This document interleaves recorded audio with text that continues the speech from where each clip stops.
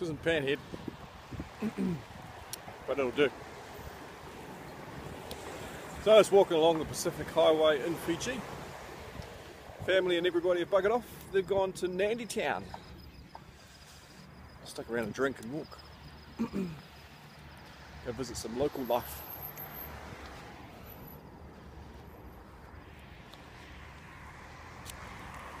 Hula.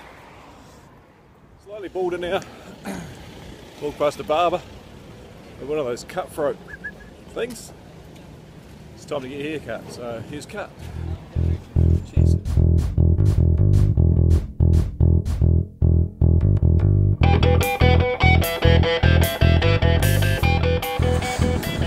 Bula.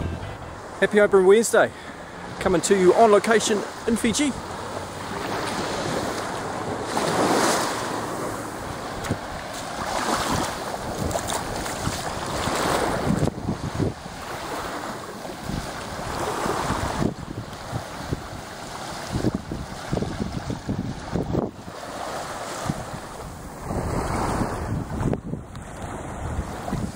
Alrighty, I'm back. No, I'm not smoking now. That's the breeze from my mouth because it's fucking cold here. If you didn't know from the clip at the beginning, I was in Fiji. I was in Fiji last week. My wife had a conference over there, so the whole family packed up their togs and buggered off to a tropical island to lie on the beach in the warm sun and drink beer and coconut water out of coconuts. Yum. So, the magic of the internet, I planned my Homebrew Wednesday video last week to be released while I was in Fiji, so that you didn't even know I was gone, did you? Haha! Cunning plan. Anyway, Fiji is a great place. It is a very poor country and a very rich country. So the rich people have got a lot of money and the poor people have got nothing. Wages over there, like some people are working for $2 an hour. That's right, $2 an hour. And then there's other people working in the resorts that are making a killing on tips and they're earning a lot of money. So it is a very diverse country and it's very interesting. Their main source of revenue is tourism and sugarcane and taro, which is a root vegetable. But tourism, that's where they're getting most of their money from. So a cabbie will charge you an arm and a leg. A hotel will charge you through the roof for a beer. So if you go to Fiji, go into the underbelly of Fiji and go to the Fijian bars. Go to the Fijian restaurants and just do what the Fijians do and eat cheap. Because it'll save you a hell of a lot of cash. Now, one thing that we did over there is we had a cabbie. And he was a gypsy cabbie. Now I say a gypsy cabbie because he was not certified to be a cabbie and he was a bit of a con man. However, even though he was a bit of a con man, he was still about 60% cheaper than all the other con men over there trying to get your buck. So we picked him. And he just drove us around. He took us for day trips and bits and pieces and really it didn't really cost that much in the end of the day. It's just that every day we went out with him, so the cash did add up and so he would have made quite a pretty penny from us. But as well worth it because he knows the countryside and he's cheaper. And I'm saying cheaper like airport to resort, $40 with a normal cab, airport to resort, $10 with him. But he tries to upsell you and stuff like that. So one of the upsells he did was come to my family's place for dinner. Now he's a Fijian Indian, so it was Hindu house and it was Indian food and it was great. So we did. He came and picked us up. We went around and we had a wonderful meal just at a family home in Fiji.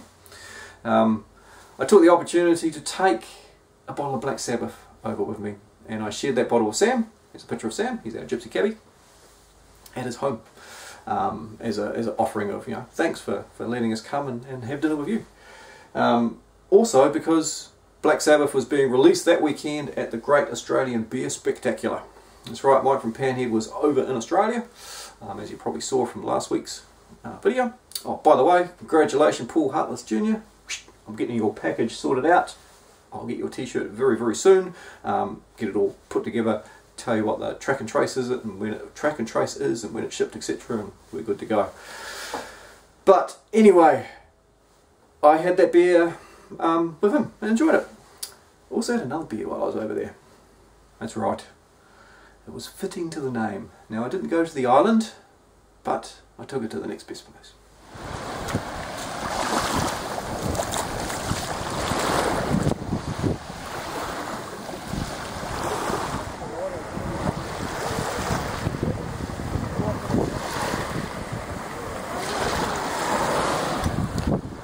Cheers, Chubby.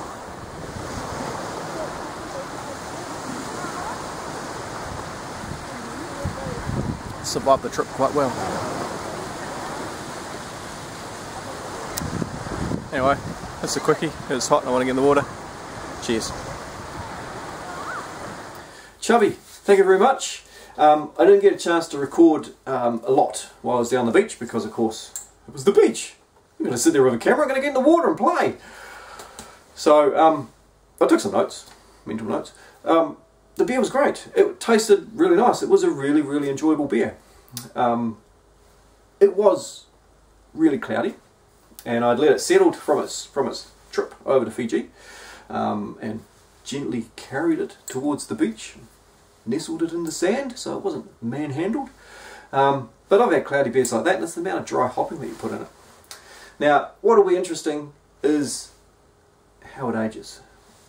As that dry hopping starts to drop out, whether you're going to notice any other little flavours sort of pop up in there. Because there were a couple of little underlying flavours in there that were really, really masked well with the hop aroma, with that strong hop hit. Now they're not bad flavours. There was possibly a little bit of acetaldehyde in there and a little tiny bit of butterscotch. Little tiny bits. Minuscule, tiny amounts. Tiny, really, really small. Get that? Really, really small amounts. Because the hop just blew it away and it made it just such a wonderful beer. And I found that some of those hop bursting beers, after 2 or 3 months when all that hop flavour has dropped down, like my Sriracha Crepuscular, I've started to notice some acetaldehyde coming through on it. Because the hop, it's all mellowed out and some of the other flavours are starting to come through, so that there's a bit of masking that's going on there. So it'll be interesting, Chubby, to see how your Bounty Island IPA ages.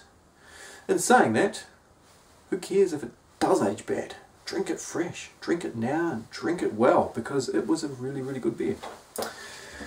Speaking of beers, I have this one. No, it is not the cock ale. I have not seen Paul Finney drink his cock ale yet, so I will wait until Paul Finney has tasted his cock ale before I taste his cock ale. Notice how I enunciated that really carefully. This, however, is one of Paul Finney's other beers, and it's his Imperial Porter at 6.6%, which should warm me up from this yucky Wellington weather. Fucking cold. 4 degrees. Can't believe it. I came from 28 degrees to 4 degrees. I still haven't acclimatised. Speaking of which, flying into Wellington, Wellington is one of the worst airports in the world. Look up, worst airports in the world, Wellington, about number 3. Because we have southerlies and northerly winds blowing straight through the airport. Sitting up at Auckland Airport, where the flight from Fiji landed, met up with Mike from Panhead because he was on his way back from Melbourne, and there were flights being cancelled. We couldn't get to Wellington. Luckily our pilot had some big balls and he said, I can do it, and he flew. Flight to Wellington was brilliant. It's just the landing in Wellington that sucks. 55 knot winds. Just cool, because the pilot is fighting against the strong wind, and then the wind stops, and the plane drops. Then the wind starts again, and the plane drops, and starts again. We landed, and the people clap. Yay! We live! Yeah, it's pretty rough. I've had some rough flights coming into there. You know, when your plane just sort of touches down, and the wind blows it back up again. And I'm not talking little planes, I'm talking 747s. Right, anyway. On to Mr. Finney's Imperial Porter. This is a contender for the SJ Pour challenge, apparently, so he wants my verdict on what it tastes like. Hope the camera battery lasts. I'd hate to drink this and not get notes back to him. Not a lot of hiss, not a lot of smoke, but that's okay. It's an Imperial Porter. Let's see how it pours. Number one, there's no head. There's no carbonation in this little puppy. Okay, it's got a little bit of viscosity. It is sticking to the side of the glass, okay. There's a chocolatey, there is definitely a chocolatey aroma that's overpowering it. some more things sort of sitting in there, hiding in the background. Not quite sure what that is. A little bit earthy, maybe, just a little bit earthy. Carrot. Carrot. A little bit of, picking up a little bit of carrot, actually, just in the palate. A little tiny bit, not a hell of a lot of carrot. That would probably get marked as an off flavour because it does taste slightly vegetable-ish. There's no alcohol, and there I can't taste the alcohol. There's tea in this. I think the thing that this is missing is the aroma, is the carbonation to carry that aroma up. The mouthfeel is okay. Those darker malts are squashing that aroma down, keeping it down low. Might actually be a little bit of DMS in it, I think. Confusing the taste bud with the DMS. So it tastes a little bit like carrots. Okay, that's what I get. I get carrots. It reminds me of carrots. Not eating the carrot like Bugs Bunny, but when you're cooking carrots, so that dimethyl sulfide aroma taste that you get from cooking carrots. Not from cooking corn, not from cooking cabbage, but carrots. And a little bit of tannin. There is a little bit of tannin in there from that tea. Interesting, Finney.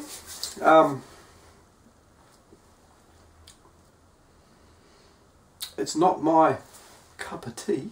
You know, hey. But it has some interesting flavours going on there.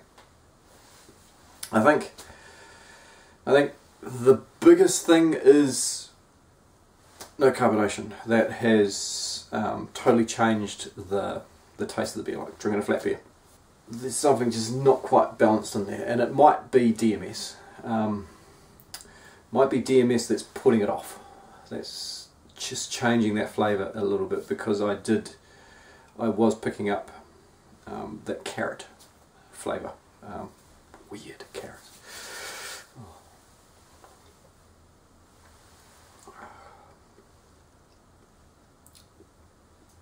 Oh, cheers, have yourself another one. Oops, got carried away.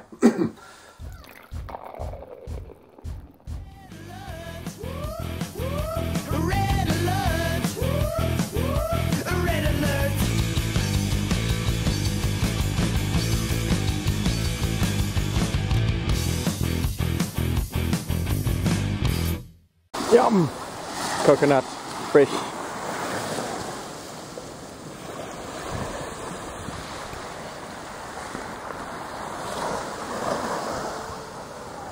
Yum! This way to eat coconut.